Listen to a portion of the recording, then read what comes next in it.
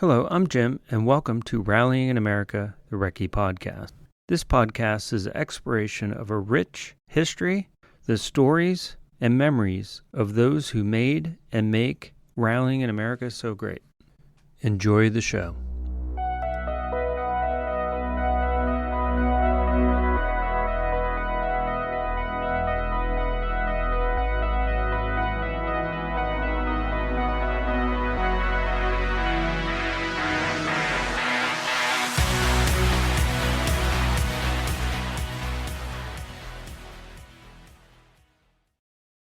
Before I get into introducing my next guests on the podcast, I want to do a quick shout out to Mitch Meadows of Melee Design Firm and wish him the best of luck out at Raleigh, Colorado.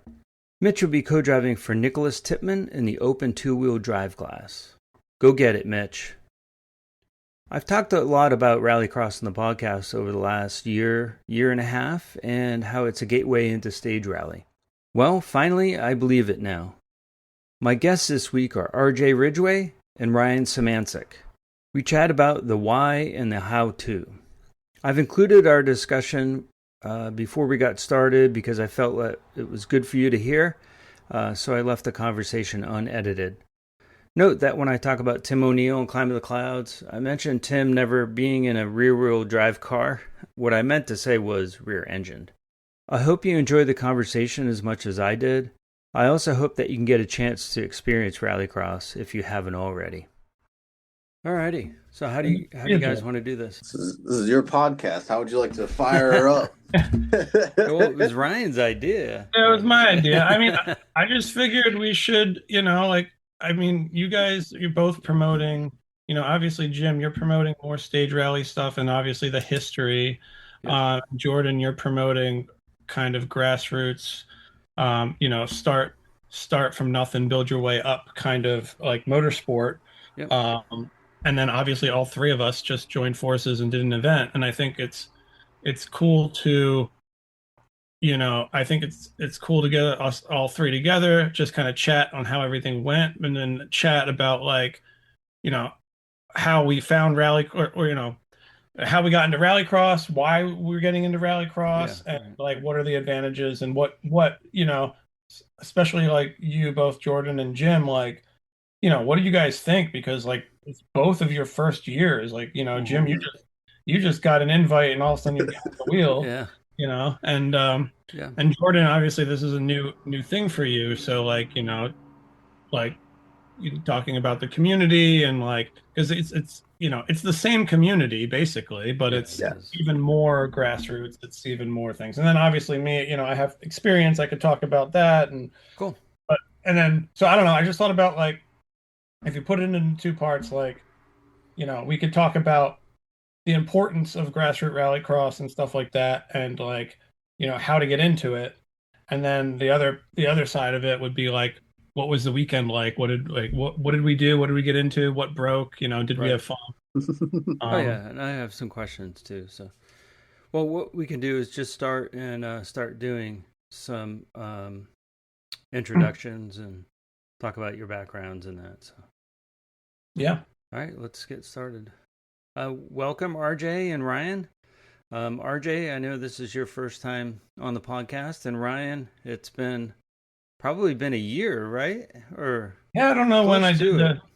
Yeah, it was probably maybe 8 months. It's good to be on again. Thanks for having me. Welcome back. Different circumstances here, but yeah. So RJ, why don't you introduce yourself and talk a little bit about your background and where you come from, etc. Sure. So I actually came from the media background. So I did mostly photography. I started out in media doing photography. I had a friend invite me out to a rally. I had a friend invite me out to rally up in New England Forest Rally, actually. Oh, okay. So we went up there. He showed me the ropes. I got to meet people like Ken Block, Travis Pastrana, the big names in rally. I had no idea who they were at the time. I was there to service a car that was with Jorge Pardo and Santiago Albin. I believe Santiago's been on your podcast before. Yeah. Oh, yeah. Excellent co-driver, fantastic dude. They invited me up to do that rally. I was working on the car. It was a crazy weekend. We got to have a lot of fun, go out there, do some exciting stuff. Mm-hmm. And then from there, I just got hooked on rally. Like, there's just nothing better than it. From shooting car shows on the weekends to doing rally, like that was so exciting to me. So I started getting into media in the rally world specifically. Mm-hmm. I got to do some cool things. Like I shot STPR. My family actually invited me out to go to STPR. I went out to Southern Ohio Forest Rally last year. I shot that. That Mm-hmm. was incredible. And started shooting things like ice racing. Oh I yeah. have this excellent shot of Ryan driving Billy Petro's car as Billy Petro was drifting 70 miles an hour on the ice. Ryan's driving behind me. I started shooting that. There's just like this adrenaline rush around rally and rally-esque things like ice driving. So from the media world, I was super excited about rally. I wanted other people to also get excited about rally. So I wanted to start doing like a video series of how to get into it as a driver. So I'm taking my experience from the media world and getting into the driver world and trying to show people like this is something you can affordably do. Mm-hmm. Get Oh yeah. out there and go racing. Oh, definitely. Very cool. And then Ryan, if you want to reintroduce yourself, sort of, talk about your background and kind of what you've been doing since we last chatted. Yeah, so yeah, I've well, the background. So I'll do a more rallycross focused thing. So I've always been into rally, stage rally, got into it when I was really young, Mm-hmm. was always following it. And I knew obviously like SCCA Pro Rally, Rally America, that kind of stuff, WRC. Mm-hmm. Um, I then learned about SCCA Rallycross. Um, and I knew it was big in New England, and then eventually found it when growing up. I was in Eastern Pennsylvania, kind of found those chapters and those clubs. Mm-hmm. Similar to Jordan, I actually was kind of filming it. I started with like a DV camera, just going to events and like recording people, everybody's runs and putting it out on YouTube, Oh like yeah. raw. Very cool. Be like, oh, here's all your runs from the weekend. Um, but I knew it's something I wanted to do. I knew that I needed to get a car. At the time, I only had a pickup truck. And so, kind of super long story short, Mm-hmm. I was working for The Drive at the time, like one of the early employees of Drive Television on YouTube. Yeah. And I went to them and I was like, I want to make a rallycross series. This was, oh boy, this was 2012. And Okay. so actually, it's probably 2011 because I think we finished the car in 2012. But yeah, thanks to Billy Petro, Broken Motorsports, and heaps of other people, Yeah. I cobbled together a Subaru Impreza WRX and put a non-turbo motor in it, and ran a season of rallycross and filmed it all. That's the show My Life as a Rallyist, which came out on YouTube in 2014, and then we did 2 seasons on the drive. Okay. It kind of, yeah, it ventured off into all sorts of different weird adventures, but the main focus was always rallycross. The reason for that was because it was, to me, being a kid in college at the time, it was like the only somewhat affordable thing I could do Right. racing wise. It was like that or rallycross, but I was very much, that or autocross. Mm-hmm. But I was very much a rally nerd, so Yeah. rallycross was the focus. And yeah, so I, kind of what Jordan's doing right now. I just wanted to like I didn't see rallycross like club rallycross racing in media. I saw, like GRC and like, European style rallycross, but I didn't see like a lot of stuff focused on like people like us who were just like we didn't have a lot of money, but we wanted to Mm-hmm. get into these clubs and we wanted to get racing. I didn't know how to do it, so I was just filming myself figuring it out, and Right. then other people were viewing it and being like, "Oh, like I found your thing and now I have a Subaru and now I'm doing this." And like, that was the most rewarding thing ever.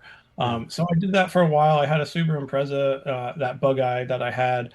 I had that I owned it for 10 or 11 years.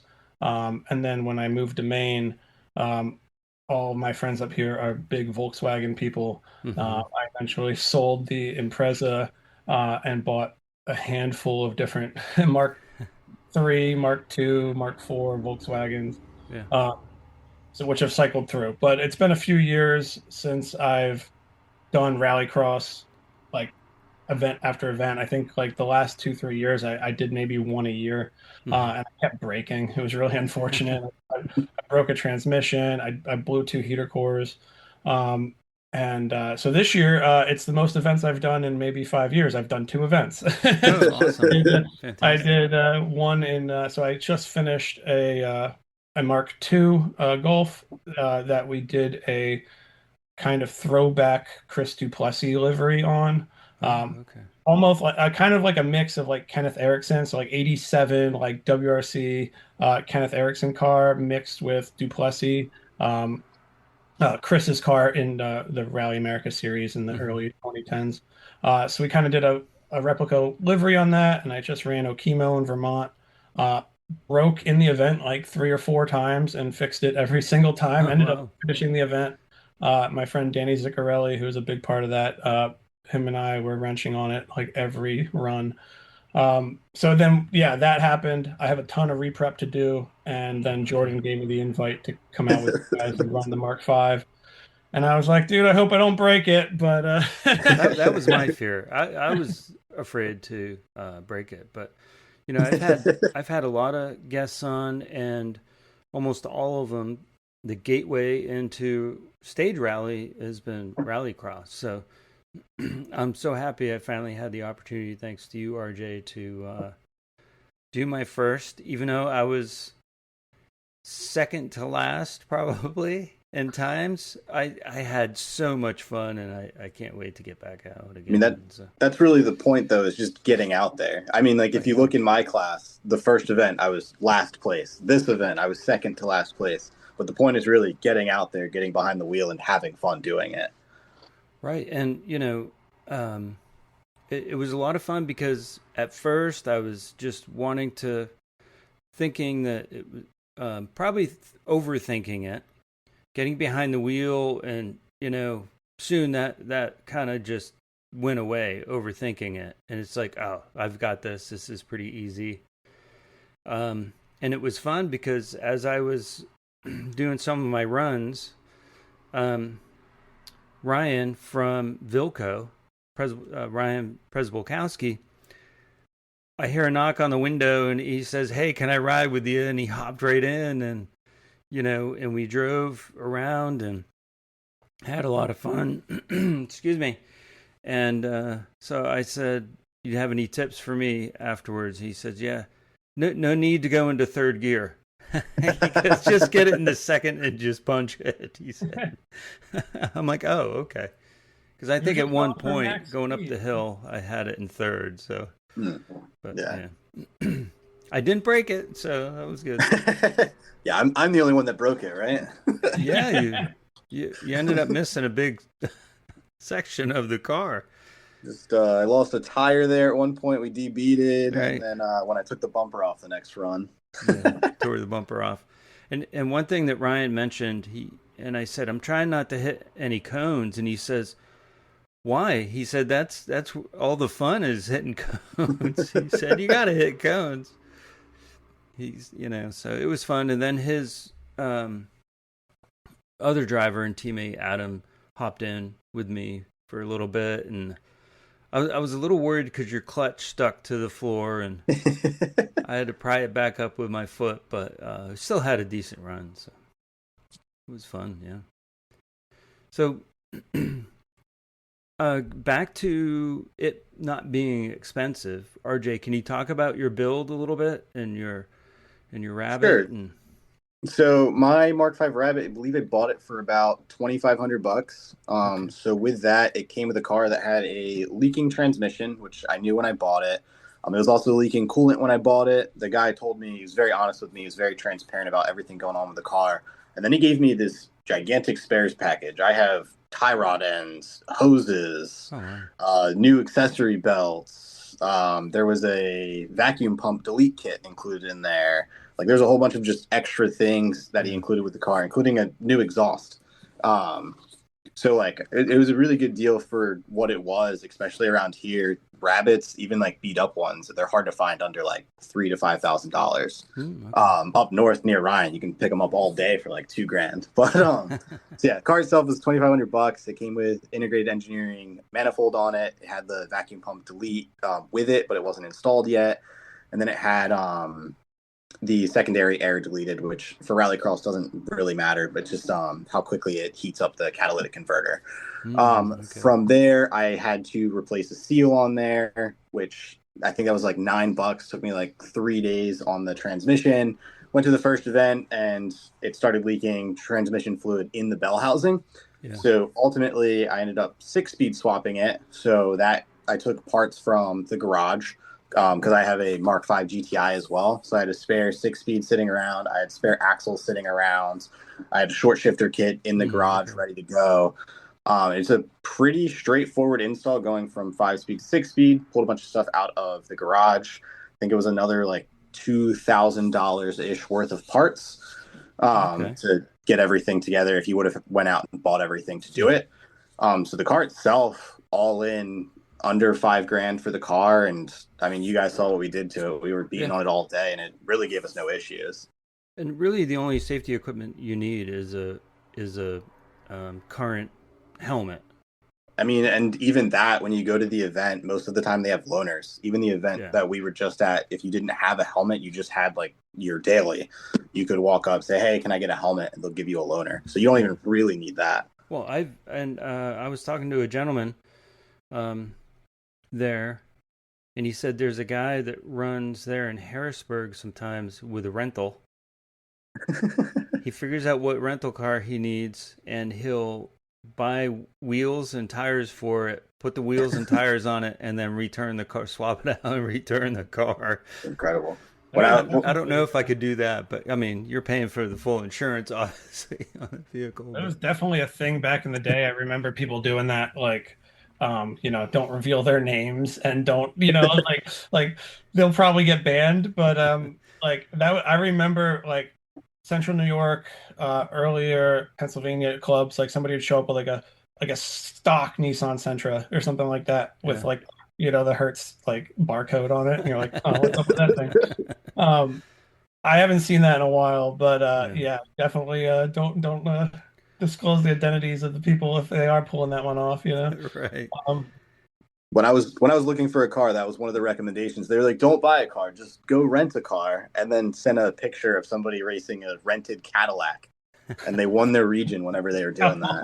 Wow. Yeah. But back to the car that you purchased. How easy is it to get a car that has a bunch of parts with it? Say you go into Facebook Marketplace or going somewhere. Is it easy? Is that a recommended route to go? Is to, when you look for a car, try to find like a parts car that comes with it, or, how necessary is that in rallycross to have? Me personally, I would just look for a car that is something that I would want to work on, because like that's just how I like to buy cars in general. So for me, yeah, for rallycross, the spares package is a great thing to have. Yeah. That's part of why I stuck with the Mark V platform, because I already had the GTI. I have all the parts from the GTI that I took off of it. Spare parts is definitely something you want to have. But as far as just like getting introduced to rallycross, you're just looking for a budget-friendly car that you're comfortable working on. So like you don't necessarily need to have a bunch of spare parts to begin with, as long as you budget yourself to be able to fix the car if you do break it. Right. So make sure you have the tools. At least one spare tire is helpful, right? I learned that. And also, like, I'd like to add, like, pick a car that is proven. Like, if you're starting from nothing with not a lot of knowledge, it's best to pick a car that other people are running, because they're going to have the knowledge. They're going to know what's around, what you should upgrade, what you should change to make it more reliable. I think the biggest thing about rallycross, especially at a budget, is if you want to, enjoy it and keep doing events, you want reliability over anything. So like what you're building, like as you upgrade it, build it in a way that's going to be reliable, because you want to be able to get to events. If your car is sitting there broken on jack stands, looking at myself on that one. You'll do less events, and then Yeah. you won't get as much seat time. You'll be just less happy with the experience overall. So like, it's funny because down where we just ran, like there were no other Mark Fives, barely any Volkswagens. But Right. if you run up in New England, where I run a lot, like most of the field in modified front wheel, which is one of the highest or one of the highest competitive classes, Okay. most of the field is Mark V Rabbits, or it's 07K, which is the 5-cylinder swapped Rabbit, and it's a very competitive car. Lots of people, lots of knowledge, lots of people running it, lots of knowledge there. So when Jordan, like we were out on the ice, so I met Jordan out on the ice 2 years ago, and he was a Volkswagen guy. Yeah. Okay. And so we were chatting, and well, it was only like what 4 months ago we were like Yeah, ripping around in my Mark II on the ice. We were literally January or going February. like down around the ice having a conversation, and the conversation was like, what car should I buy to get into rallycross? I want to Yeah. make I want to do the video series on getting into it. And the first words out of my mouth were Mark V Rabbit. Like that's the package. um, Jesse Witzel, the Banchworks guys, he literally that's his quote. It's the package. Like he The used to package. run Okay. Mark III Golfs, and I actually bought one of his friends, David Baker's rally car, which is a Mark III Golf. Hmm. Mark III stuff's getting really hard to find. Mark V is now that next stepping stone, and the 07K, which is a 5-cylinder inline motor, is like highly reliable and produces a ton of power stock for Okay. what it is. Yeah.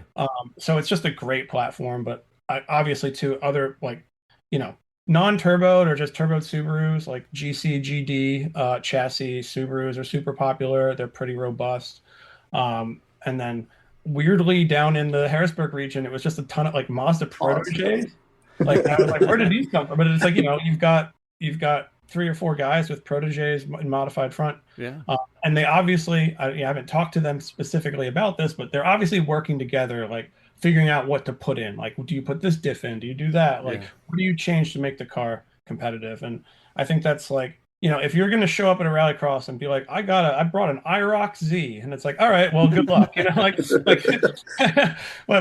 sure, be that person. Like, Yeah. everybody likes, Bo and Luke Duke out there, going, you know, but if you want to not deal with the hassles of re-engineering something, Yeah. run something that's proven.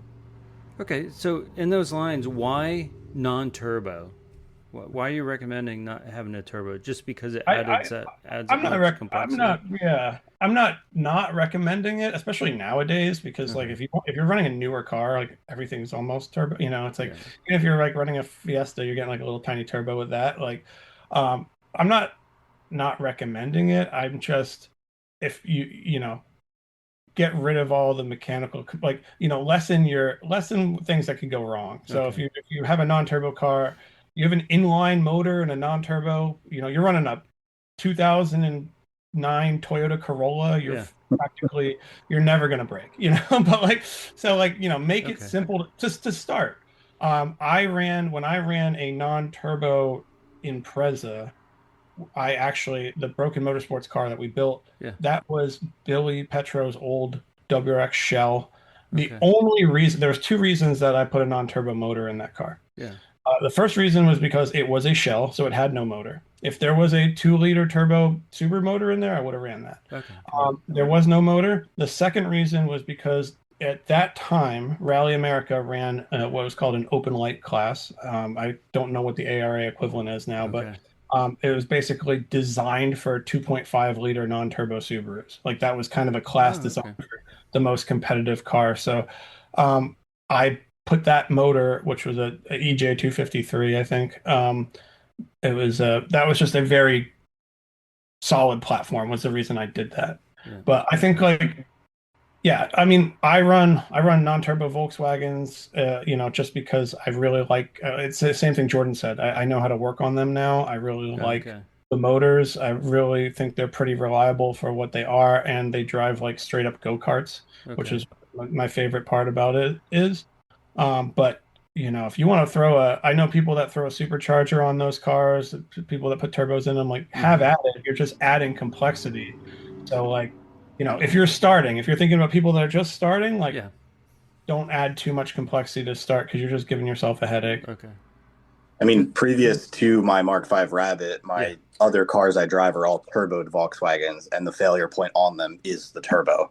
So, like the GTI, I'm pretty sure has a blown turbo right now. My Tiguan has a blown turbo right now. So, like, it's a thing that's common to go bad. Okay. Because I was thinking, you mentioned, Ryan, the inline six. I thought, man, an old XJ, Jeep XJ. I know that car very well, although I didn't work on the engine much. I worked more on the rust part of it.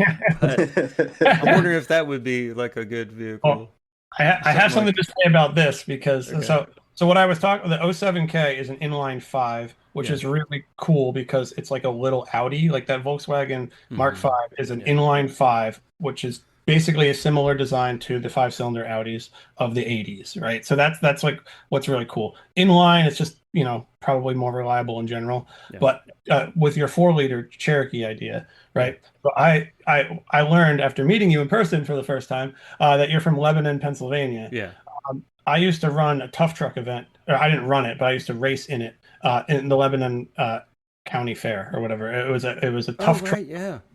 I had a 1987 Ranger with like a 2.7 liter crap motor. Like it was junk. I put my first cage in that. Like I would hit all the jumps and, everyone would cheer. And that was what I thought. I was like a rally crosser. Not quite the same. Yeah. But the car to have in Pennsylvania area tough trucking is a 4-liter Cherokee. It's the absolute best. Is whatever, the early 90s Jeep Cherokee. Yeah. So 4-liter, super reliable. A lot of guys that I knew ran the coupes, which I like nowadays. You can't even get like a two-door Cherokee. They're getting expensive. When they do pop up, they're getting pricey. So. But they're still run down there. I follow some guys. Do. I have a friend who built a truck like yours out of a 2-door. Yeah. And so that is the car to have. So as long as there's a coefficient in rallycross to deal with. I forget the math. Somebody better at math has to do it, but it has to do with the height of the vehicle and the roll percentage. So like technically you could run like the baseline thing is if the car has stock ride height, you're good to go.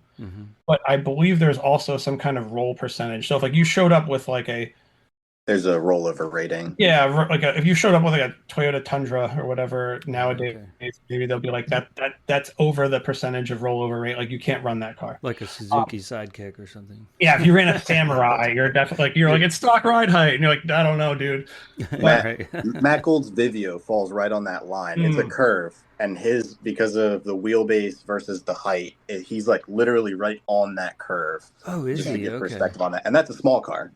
Oh, those wheels are like 6 inches when you see it. It's like the car I drew when I was like 7 years old. Yeah. It's a neat car.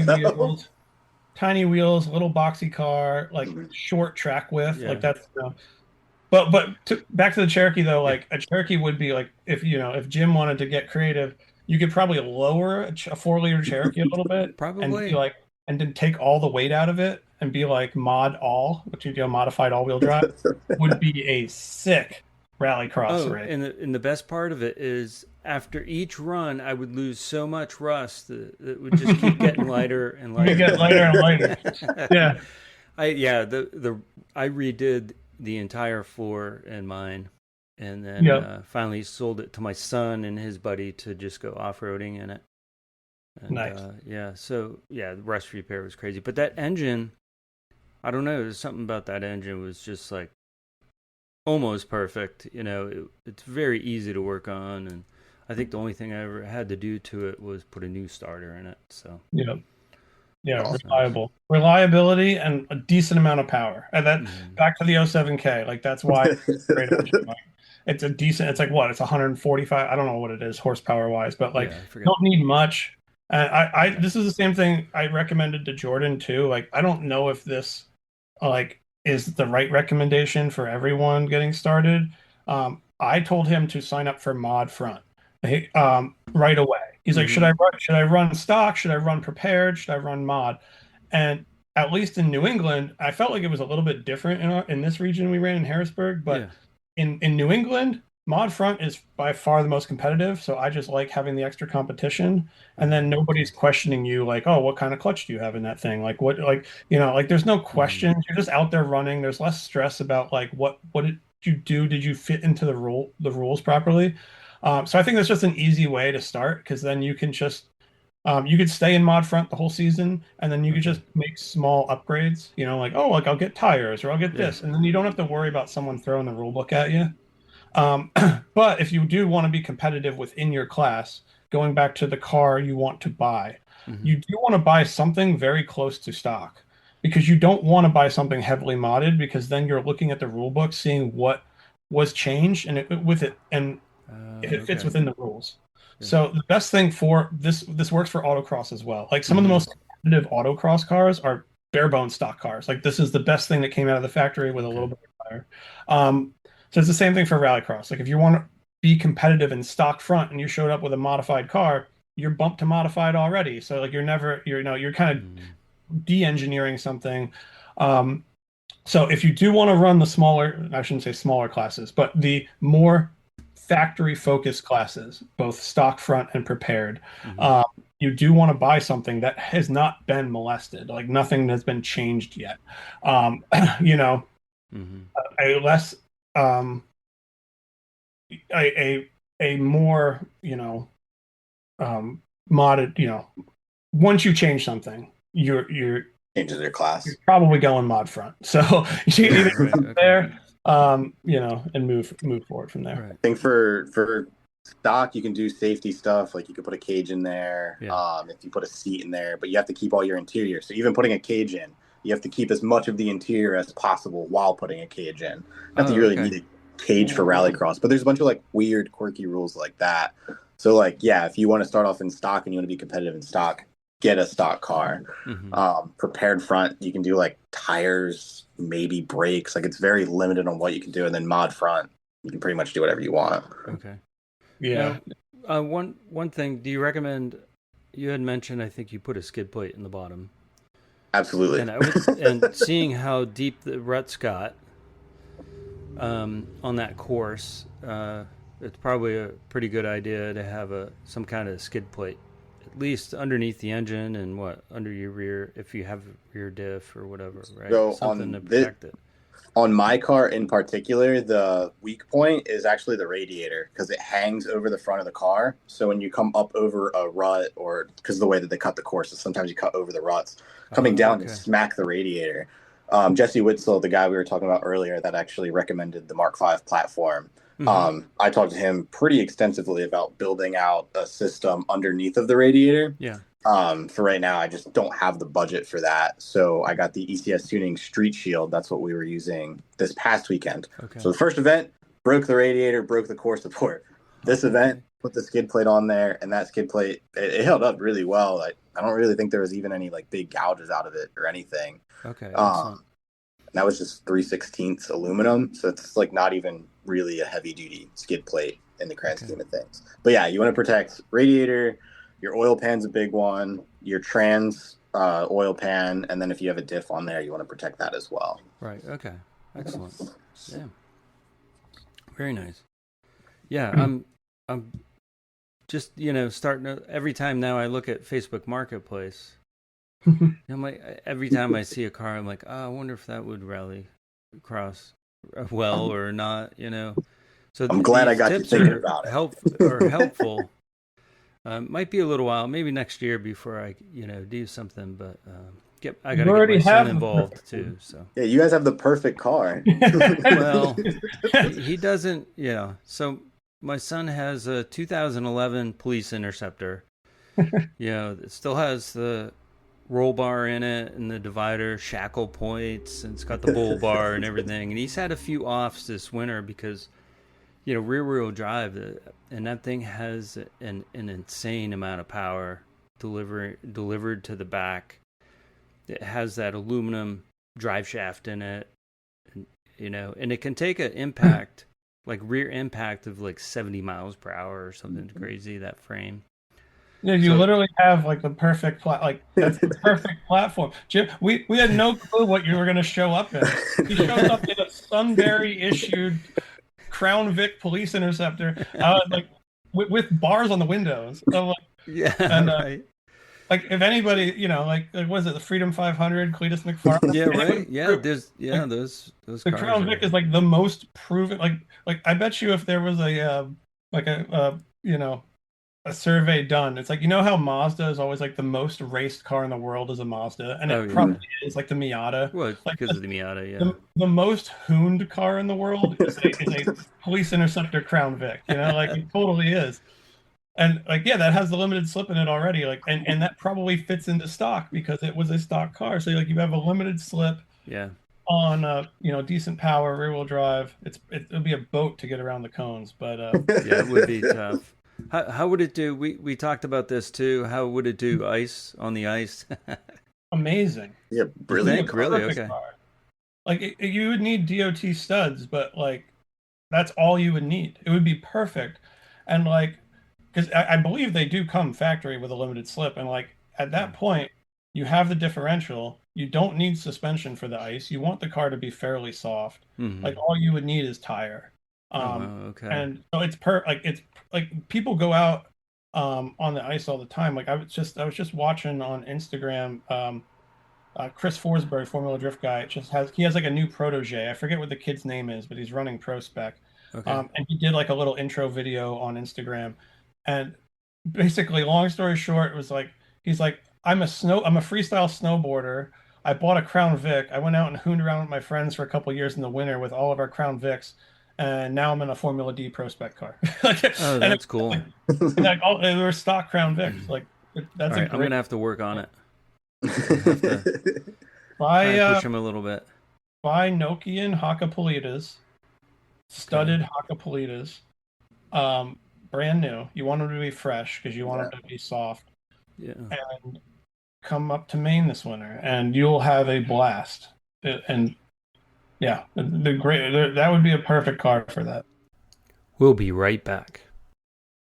Often overlooked, definitely misunderstood. Don't go adventuring on OEM batteries. Mitigate the risk with a high-quality offering from the team over at Melee Design. With years of experience and use case data at the top levels of professional motorsports, they have options for all of your automotive and power sports needs. Now back to the show. Yeah, because I talked to Gregory Wilcox because I'm working with them, Climb to the Clouds, the Mount Washington Hill climb, and he was there, I believe, right? Yeah, Did he was up there this year. did he bring an Evo? He probably brought an Evo, right? He's a big Evo guy. He was driving his Audi on the ice this Oh, his year. Audi, right? Okay, Like a newer Audi. okay, cool. But he was there with Ray Team, who was all driving their older Audis. Right, okay, that makes sense. Yeah. So yeah, well, back to the rallycross. How many entrants were there? Were there about 12 cars? That I think there were 40 total. Yeah, there was 40 over total. 30. But I- some of those cars are double driven, but there was probably like 20, 25 cars. Okay. I think 40 entrants. So I guess Yeah, there was- during my run there was 12 or more, I guess, lined up there. That's what I was referring to. But yeah, there's so much. It was just so much fun, and again, I kind of psyched myself out a little bit, thinking it was going to be a lot more complicated, especially learning the track. Mhm. So, as a novice, I went out and they make you walk the track. You guys went with us and walked that, and I thought, okay, I gotta like memorize this course, like you see, in the movies for Formula One or something. But you get a real good hang of it because the way they position the cones, and then how they lay those cones down, pointing towards the turn. So just that little bit, I totally learned that course very, very quickly. I mean, the first run was probably, I was a little hesitant, but after that it was fine. And I think I did eight runs. I think I did 4 in the morning, 4 in the afternoon. Yep. So and then they switch it, going in the opposite direction in the afternoon, and still with that switch, you get the hang of it very quickly. It was the way they organize it and set it up. It just makes it so you kind of take the worry out of it. For sure. And something that's interesting with Rallycross specifically, you talked about learning the track. So like I used to do sim racing. I used to do like video games where you're driving on a track. You learn the track, you do 100 laps, and they're identical laps pretty much, other than like tire wear, that sort of thing. But with Rallycross specifically, they might change something on the course. The surface is constantly changing. Mm-hmm. So like as an example, when we did our parade lap, I knew that when your run group was running, they did that full loop. Yeah. But for our run group, I didn't re-walk the track. I didn't see like what they actually changed during the course. I just hopped in the parade lap. I was like, I'll figure it out then. Oh yeah. The car in front of us put up such a heavy cloud, and I was trying to keep up with him. I was like, okay, cool. I know that it goes around here, that it goes around there. I literally went off on the parade lap because I thought I knew the course when I should have just been reading the cones. So like, that's something that's cool about Rallycross too, is like you should be reading the cones. You should be reading the surface that's ahead of you. You shouldn't just be relying on your memory of the course. Well, that's a good point about the parade lap, because when I was starting, I'm just watching the car in front of me, and I kept telling myself, don't ignore that car and just look at the cones and focus on those cones, because if they went off, then it would throw me off, especially it was dust, a lot of dust that day. I think too, like, good point. We have a great kind of stepping progress here in the U.S. now with Rallycross, and then gravel trials or rally sprints, and then stage rally. Like, we didn't have that whole progression 10, 15 years ago. And like the reason Rallycross, like you said, judging surfaces, kind of learning the track, that's the perfect baseline starting thing, because you can learn car control, you can learn where to put your wheels, where to move the car around within the course, but you're still doing theoretically the same track all the time, where obviously in stage rally you're not doing that at all. You do one turn once or twice. So Rallycross, you're learning the fundamentals, you're playing around with that, you have a similar repetition of track. Right. And then when you move to rally sprint, you go that one step higher, so now it's like it's a little more closer to stage rally. But you were doing repeat stages. So like, maybe you're doing that stage 4 or 5 times, then you do something else. Both of those events, every run counts. It's not like autocross where you can go do a hot lap, which autocross is a very different game. I do autocross as well, and I absolutely love it. Yeah. But it's a very different game. In rallycross, you want to be consistent, you want to be reliable, you don't want to take out cones, because every single cone counts throughout the day, every single run counts throughout the day. So it's about being clean and learning the car on the surface. So then, like, once you do that, which a lot of people then do in rallycross, is they upgrade their car and they go do a rally sprint. So they put the safety stuff in. They get Spiro, the guy with the Mazda 2, right? Yeah. That ran with us in modified front. He has a very cool Mazda 2. It's bright green. You can't miss it. I took one look at that thing and it was like, this thing is done well. Like, he really.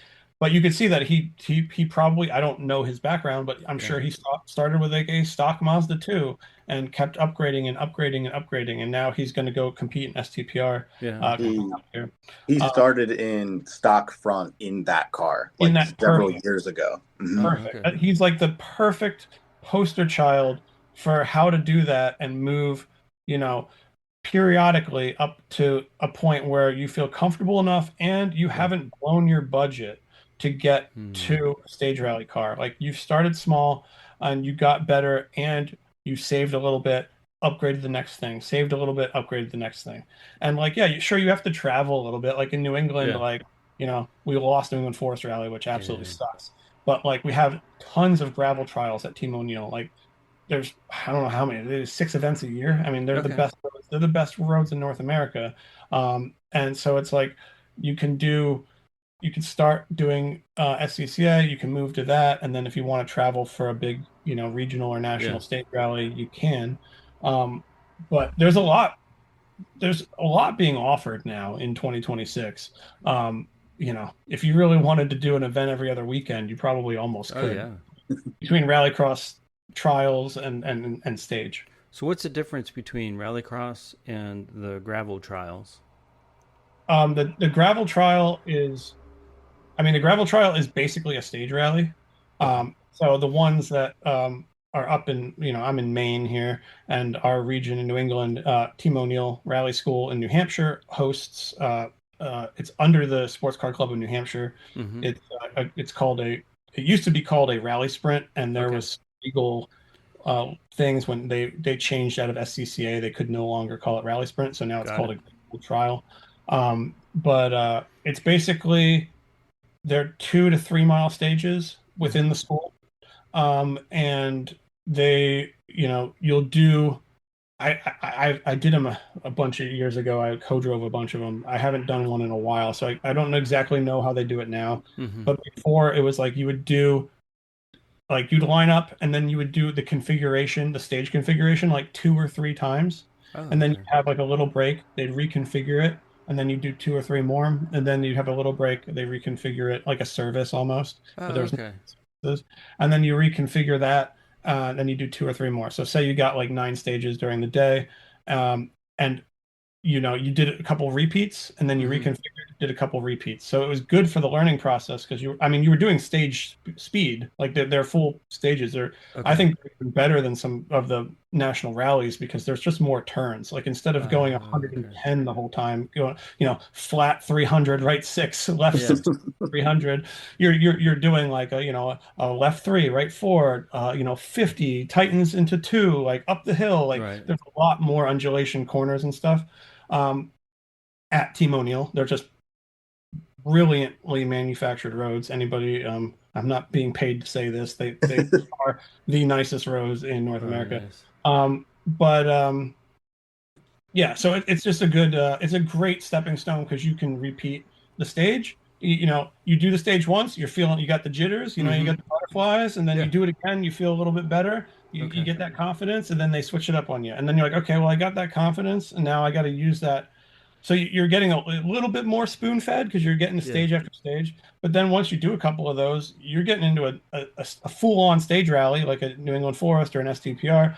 You're feeling way more confident than if Okay. you Yeah. did nothing. And those are So fully caged cars, right? They have Yes, to they have be to the be. full. So They there's have the to be full another cage. difference. Okay. Yeah. Yeah, they have to be. They have to have.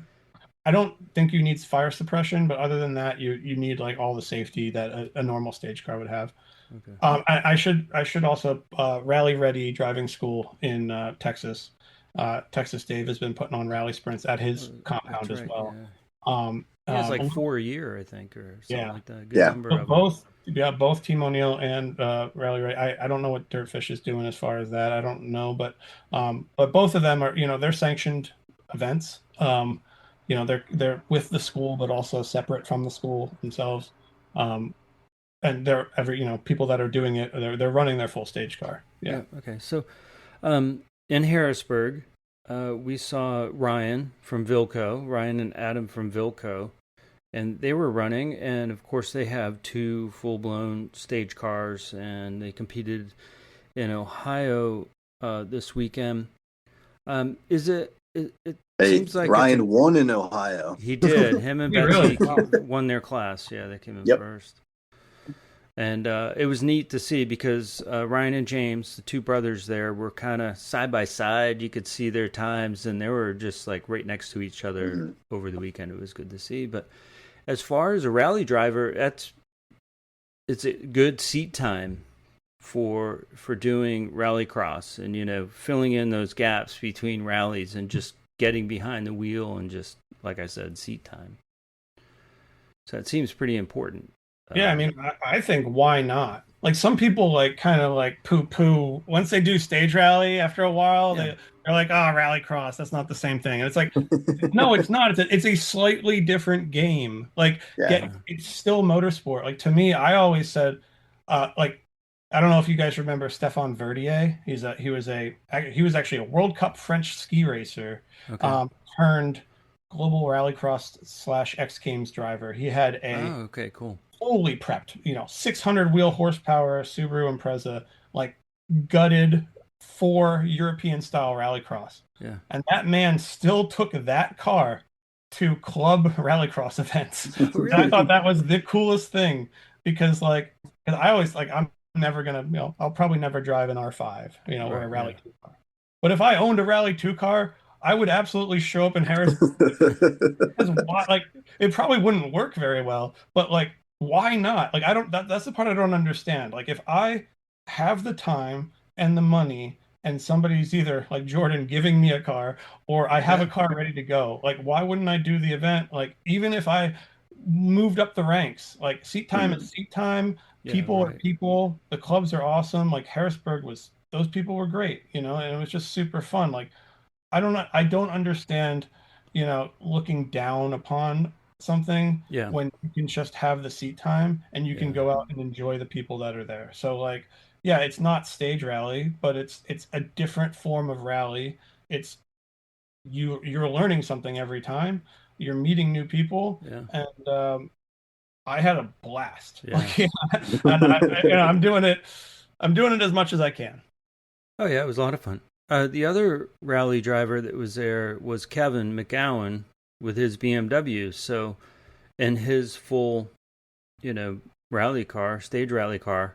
And just a quick note, Vilco, they brought along a 2003 Subaru Baja, so kind of stock. So, I mean, they didn't necessarily, Ryan doesn't necessarily bring his stage rally car to rallycross, but it's, you can find a good, like, inexpensive car, like we've said in the beginning, They bring and out bring that it out, Baja, whether you're a and stage rally driver or not. the only reason they're in prepared is because they're running rally tires. Everything else on that car is bone stock, and they're Mm-hmm. winning prepared front. Yeah. Okay. Yeah. So a little more to do with probably Ryan's driving too, over the wheels, but yeah.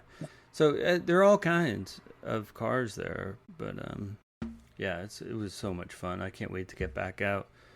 So speaking of which, when are we going, RJ and Ryan? I Is mean, Ryan gonna come back down? I'll be at every event in the Susquehannock region.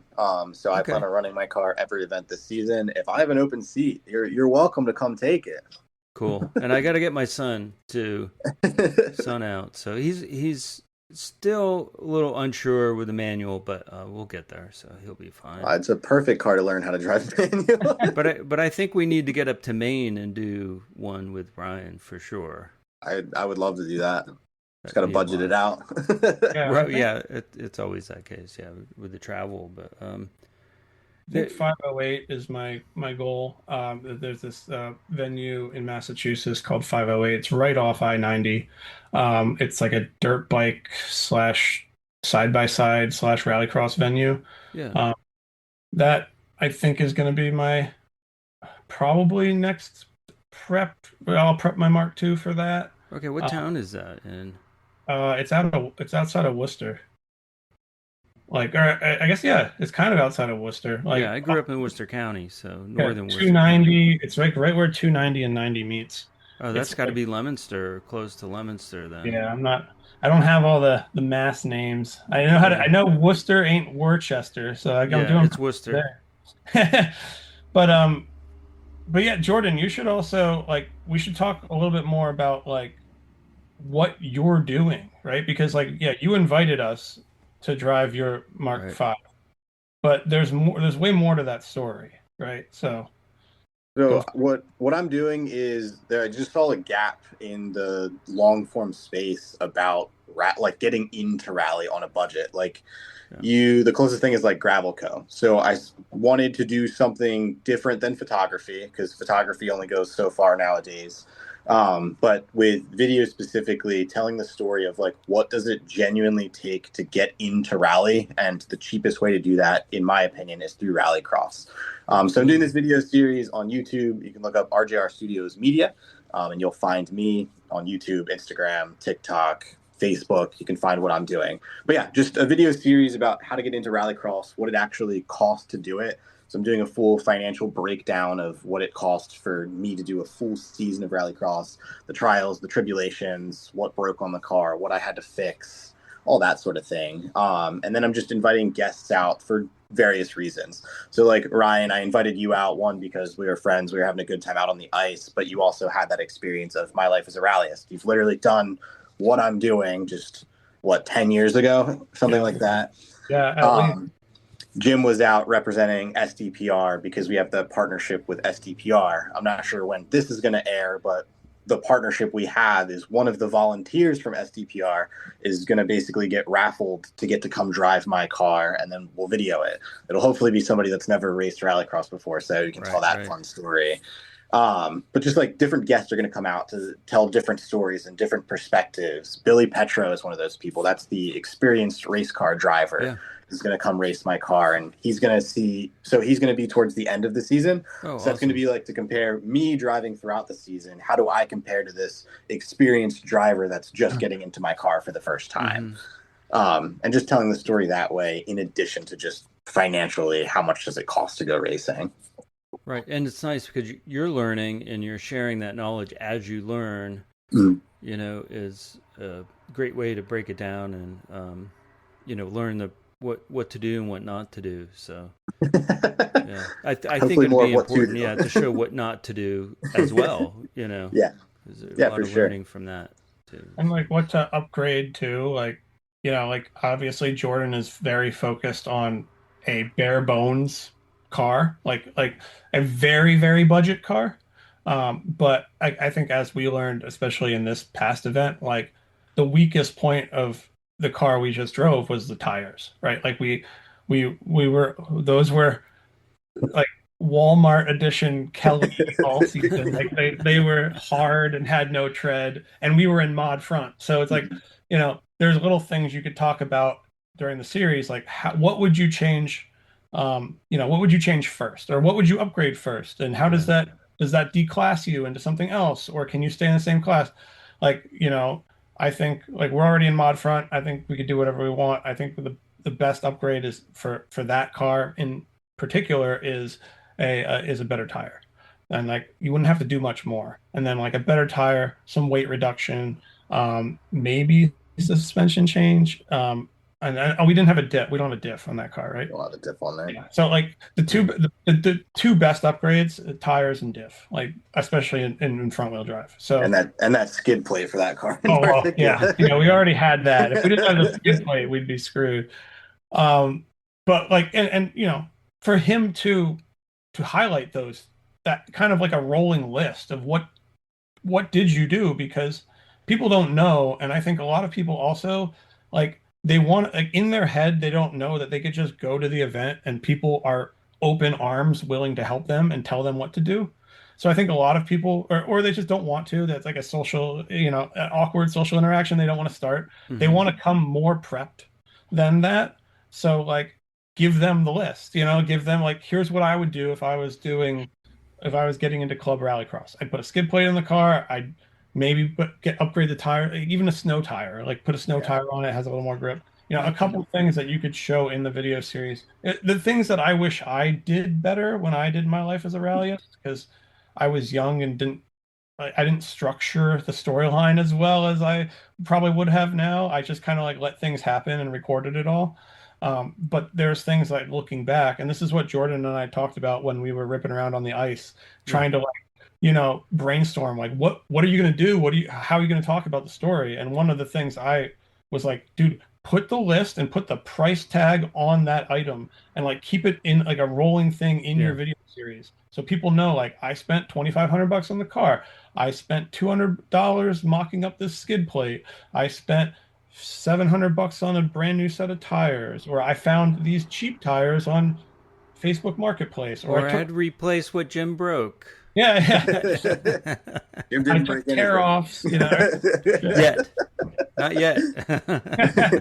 Yeah, he didn't send you the bill yet? I got my No. Yeah. Yeah. One valve stud. Yeah. He's gonna get returned the sender, maybe. Yeah. Void. Yeah. Oh, was it you, Ryan, that DB'd the tire? No. Or was it RJ? Oh, okay. So yeah, I was just enjoying how the car felt being sideways into the turn. I just kept my foot matted on the gas all the way through it. And Ryan just started going, "You DB'd, you DB'd," and me just that like lizard brain, like just driving. I didn't know what he was talking about. Just like I can't steer as I go through the next two turns, foot to the floor, and then we got red flagged, and then it clicked. Oh, you're DB'd. The tire came off the wheel. Yeah. Yeah. Which we got lucky. Like everything we did, like first of all, you DB'd, and usually in other regions that's just like the DNF for the run. So they red flag you, and like a DB basically is like if you're trying to be competitive, Yeah. a DB is like the end of your day, because you get the max penalty, and it's like you're never coming back from that. So we DB'd, we ran back to the pits like on the wheel, just like flop, flop, flop, flop, and I'm like, this thing's done, right? Yeah. And then I go to Jordan. I'm like, "Do you have a spare?" And he's like, "Well, we only have the donut in the back." And I was like, "Oh man!" So like in my head, because like Jordan, of course, like Jordan's this is Jordan like he needs to film because like we're trying to film this, but like, to help too. So he's like, "Oh, like I'm like, dude, just get the camera out. Like I'll do it. Like film me." But like in my head, I was like, "Oh man, I'm gonna have to put the donut like in the back, in the rear, because we DB'd the front. I'm like, I'm gonna put the donut in the rear, put the other tire up front, then I'm gonna have to go up to the line and be like, would you let us run on this donut?" And they're probably gonna be like, no, dude, like, not at all. Add the rollover coefficient to that, right? So Right. I was like, oh man, this is like we might be done. And then Jordan opens up the back. Sorry that I'm telling your story here, but you open up the back and it's a full size spare.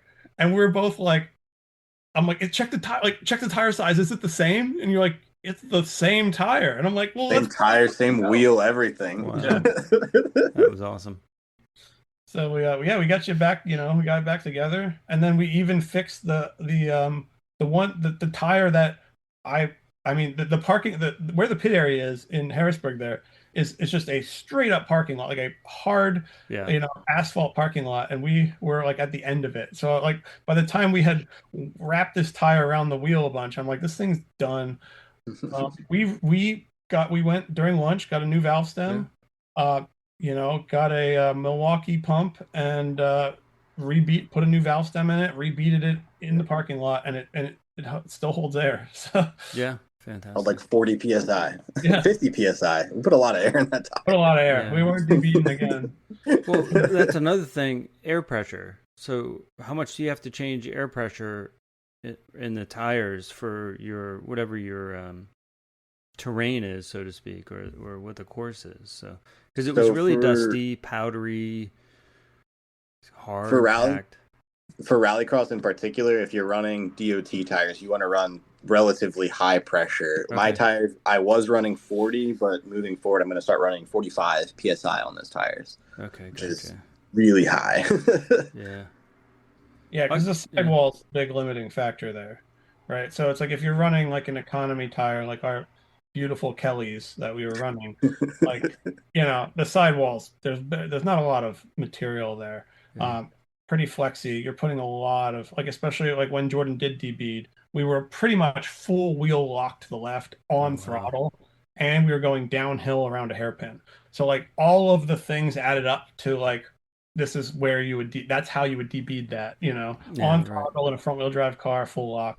But the guys that are more competitive now are there's a tire out there called a Eurocross tire. I forget who makes it, but a lot of guys are running those. It's kind of like a full-on gravel, but it's a little softer sidewall, but it's still like robust enough that you can run low pressures. Okay. And then a lot of guys in the Harrisburg region there, they were running I forget the name of it. The MRFs from Tire Streets. Yes. Yeah, okay. MRF, just like a soft compound gravel.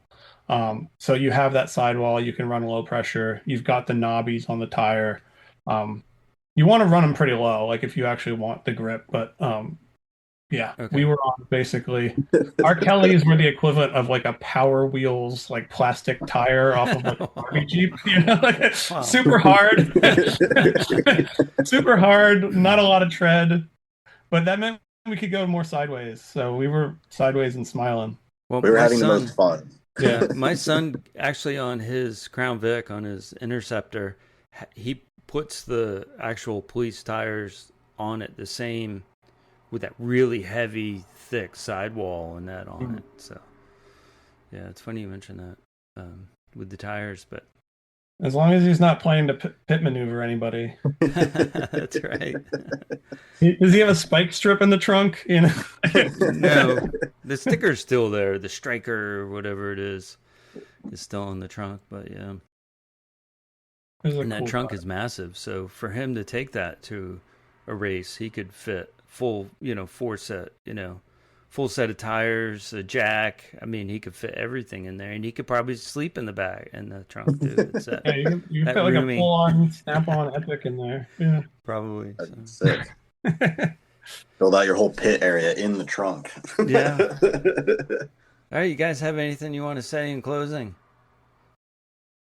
It was nice. It was awesome to meet you in person. I haven't done Same having here. done the rallycross, having done the podcast. I thought I was like, oh, maybe we'll connect at Climb to the Clouds, but Yeah. we ended up having a fun weekend out of it, and getting to meet you and your son was great. And Yeah. sorry, and getting to hang out with you, Jordan. Like, I mean, I can't thank you enough for the invite. Like, Mark V, being a Volkswagen guy now, I'm not. I wasn't a Volkswagen guy when I was a kid, but being a Volkswagen guy now, the Mark 7, or sorry, the 07K Mark V was a car I really wanted to try, and it was everything and more than I thought it was going to be. I'm very impressed by that car, especially because Jordan has purposely prepped it as a budget car. Yeah. So there's not a lot done to it, and now I see why all the people in New England are beating me in their fully prepped Mark Fives. I'm like, oh man, this thing's a cheater. But it also drove like that car drove. I thought it was going to drive really heavy. I did not think it was going to drive as playful as it did. Mainly maybe because we had plastic Barbie tires in the back. But it got really tail happy. It responded to left foot braking really well. Like it was just a sweet car. So yeah, I hope that going forward, whoever gets to drive it has a bunch of fun. And I think what both of you guys are doing, Jim, you promoting it from the history side and the interviews and the podcast side, both with Stage Rally and now Rallycross, I think it's super awesome. And Jordan, when Jordan came up with this concept with me, I was like, hell yeah, dude! Like somebody's got to tell the story, and so yeah, it was an awesome team of three. I had a great weekend. Yeah, I did too. And it was a lot of fun. And RJ, thanks again for inviting me out and, helping out STPR doing the promo. And it was just, it was great. And you just, you didn't give me a ton of instruction or anything. It was just like, put the helmet on, get in the car, turn the camera on, and go for it. And go. That was basically it. Just have fun. That's the most important part. And that really helped, I would say, because I probably would have psyched myself out a lot more, in the beginning. And yeah, that's a good way to teach it. Is just I think put a helmet on, follow the rules, and I think I said, do you know how to drive manual? Yeah. You said you could drive any manual, no problem. Yeah. And here's the helmet.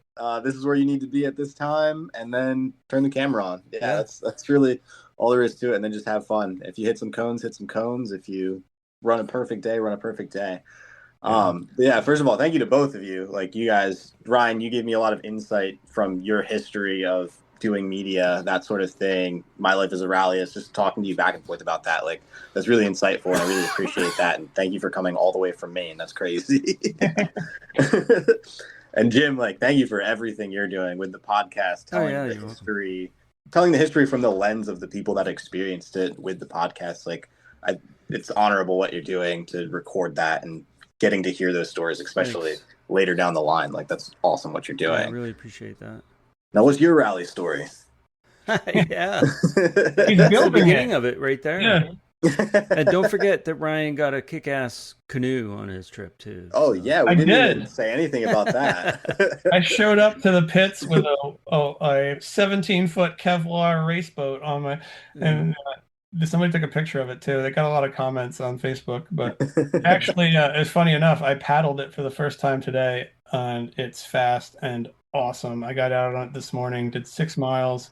Oh, cool. It's everything I wanted. Yeah. So when Jordan invited me down, I did the thing that we all do, which we shouldn't do, is our Facebook Marketplace to see what is available. And I found this Winona Encounter, which is a like a Kevlar tripping slash race boat. It's an 85. It's like a vintage boat, but it's like a really good boat, a really renowned boat. And I messaged the kid had a 350Z as his profile picture, like a Nissan 350Z. Oh, wow, cool. And I was like, how does the guy with a 350Z that was like stanced out, like total on bags, like I was like, why does this guy have like a wooden gunneled, like very specific race boat Yeah. from the 80s? Like, how did these two things match up? Anyway, he got it in trade. He didn't know, like, he didn't really know what it was, or like he tried to fish off of it, and he was like, "This thing's tippy," and I was like, "That's because it's a race boat, dude. Like, Right, this yeah. thing's not made for fish." So I straight up traded him a plastic Old Town canoe, which I don't use anymore, but I used to fish off of. Yeah. So like I traded him plus some cash, and we were both happy. It was great. Cool. And I ended up with a race boat on the foot of the rack of my Jetta in the pit area of an SCCA rallycross. So there's a good lesson there. So if you are into rallycross and you travel for rallycross, make sure you look at Facebook Marketplace for stuff you can buy and cram in your already overpacked vehicle home. Yeah. Buy yourself a Sprinter van and a trailer, or just a box trailer. And you gotta have a passenger, because you have a passenger that's always on Marketplace, and like say you're going out to like Olympus, right? You're like, oh, we're in Iowa, like you're like, oh, like a Dale Senior cooler, I need that, like, you just keep going, keep buying stuff. There you go. So perfect. Well, thanks again, both of you, for taking some time on a weekend morning and chatting, and again, I can't wait to, race with you guys again, and hopefully soon. Sooner the better. Sooner the better. And we'll definitely see each other at Climb to the Clouds. Yeah, the three of us will be there. I'm really excited about that. I just finished writing the history of Climb to the Clouds, and such an amazing history that mountain has. Sure. Isn't it oldest auto race in North America? Yes, it predates Climb to the Cloud, and I might have these years just reversed, but I think it predates Pikes Peak by 12 years. Yeah. And the Indy 500 by 7 years or something like that. Wow, so cool. The mountain's older too. Yep. If you look at the geography. But yeah, it's all paved now, and it's going to be, we're going to see some crazy times, I think. Yeah, definitely. Crazy times up that mountain. Some records are going to be broken. For sure. Yeah. Especially now it's all pavement. It'll be way faster. Yeah, and here's just something, kind of digressing here, but here, Tim O'Neill back in 2014 took an all-electric car up there. And got that. I was there for that. And it was, part of it was still gravel. And he did it in something like, 7.6 miles in 7 minutes and 15 seconds or something like that. I mean, it's insane time. He wasn't the fastest, but so doing research on that car, the engineer and the guy who built it is an hour from me, just up the road. And he's going to be attending with a version of that same car.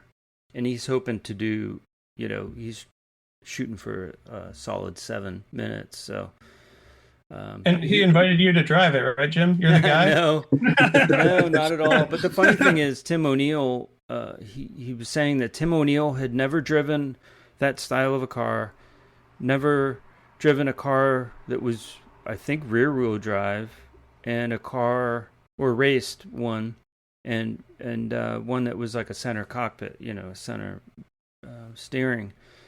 And Tim had only done a couple of laps prior to the event, and he did that amazing run. I mean, that's just like says a lot about Tim. I mean, really, Tim O'Neill is just incredible. So, he's an incredible driver. Yeah, it's just fantastic. So, I mean, that car learning too. a lot. It's a lot of fun. And speaking of learning, RJ, I can't wait to start watching your series and really learning a lot more. So, yeah, appreciate it.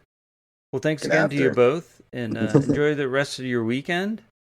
And you as well. We'll be in touch soon. Talk to you soon. All right, take care, Thanks, guys. Jim. Take care.